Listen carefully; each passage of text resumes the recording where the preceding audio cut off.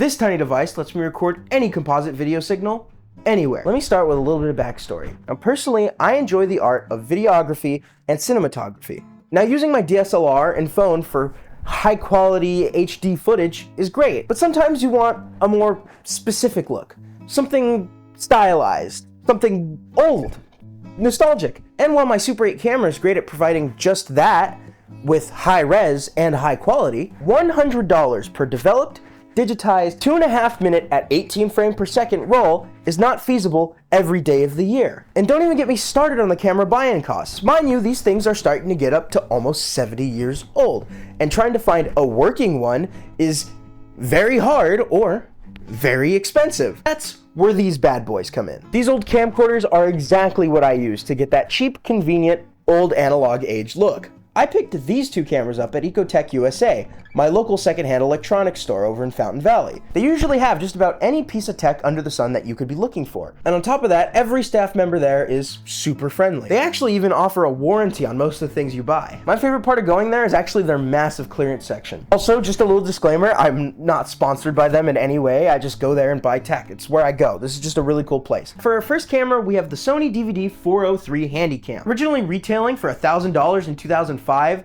this 3 megapixel camcorder was an entry-level beast of a camera in its day. The DVD in its name refers to the fact that it records using Mini DVR discs. 403 is because that's exactly the error you're gonna get when you try to find this thing's proprietary, always online video transfer software. For the next camera, released in 1994, we have the AG188 VHS reporter camera. Originally marketed for recording of events and educational videos, it itself was a prosumer beast of its era. However, I couldn't find the price of this thing in 1994. But by November 1995, this thing was actually retailing for $529.99. Also, I think it's pretty obvious at this point, but this camera records to and plays back VHS tapes. Now, while these cameras provide exactly the look and feel I yearn for, there is one glaring issue with trying to use these cameras in 2023. Physical media. It makes it an absolute pain to try to shoot with these. Not only do these cameras have physical moving mechanisms that will inevitably fail and are getting harder and harder to repair, but the media itself is getting even harder and harder to get your hands on. For example, this one has a huge issue where this one will not format DVDs inside of it. I've spent a lot of money trying to get DVDs to work on this, and it just does not work. I could spend more time trying to find a right DVD that's made today that will work in this, and then try to find blank VHSs that will record and play, and spend lots and lots of time trying to transfer these over digitally, and that's kind of a problem. What are you gonna do with that footage once you're done with it? Is this just a home movie? Is it gonna be something more? Because these days, if you do record with these camcorders, I'm assuming that you have a plan to transfer them digitally so you can share them online. Or if not, that's your prerogative. The point is, it's still very, very difficult to get footage and media for these cameras. DVDs actually have a tendency to bit rot and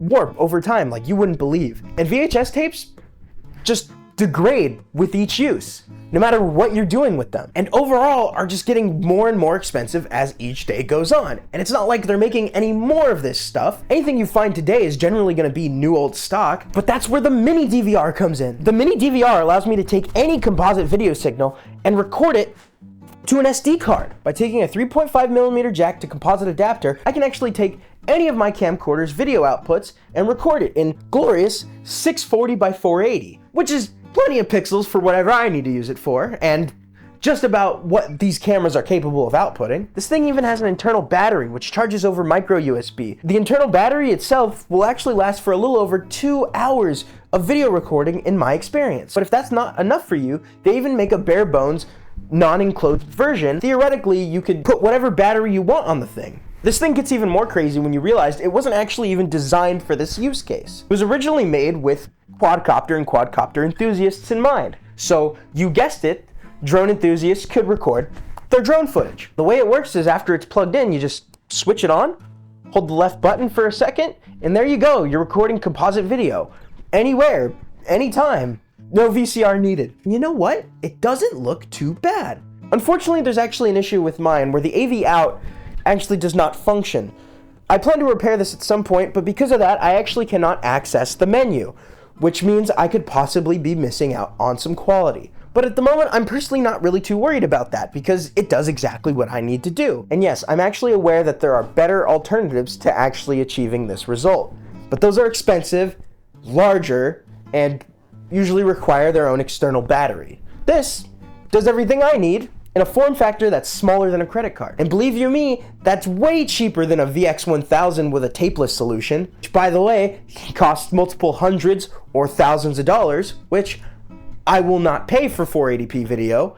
Okay, maybe I'll pay for that one. That one looks sweet. And also, this thing is very configurable for what it is. I mean, just take a cold shoe adapter, a field mic, and record your own Huell-Hauser California Gold style mini dock. A lot of these old camcorders have really bad audio, so you generally do need an external audio solution, which is fine because you can just sync it in post. It's not a big deal. People make a big deal about having to sync audio in post. It's not hard, just do it. And I suppose if you want an even cheaper option, you could just download an app on your phone for an even similar look, and you'll probably get a similar look at higher resolution. I mean, it is the skills that make the filmmaker, not the camera. That's one important thing to remember. Anyways, I hope you enjoyed this video, and I hope I was able to enlighten you a little bit on how cool this device is and how cool old camcorder footage looks. I also hope this encourages you to make your own cool stuff with retro and vintage tech and camcorders. So please, go make something awesome. I insist. You really, really won't regret it. And here's Cam with the weather. Yes, thank you, Wando. Things look bleak over on the YogertPC channel. We've had some growth over this last quarter. If we go over to the Patreon, we've only got one, and it's you. And then back over on here on the Discord, we've got about 20 people or so in here, but you can go click the links and do the things. But next week's looking like we're going to have some good weather if you're up and over here, and but not if you're over that way. Thanks, that's it. You should go do something else.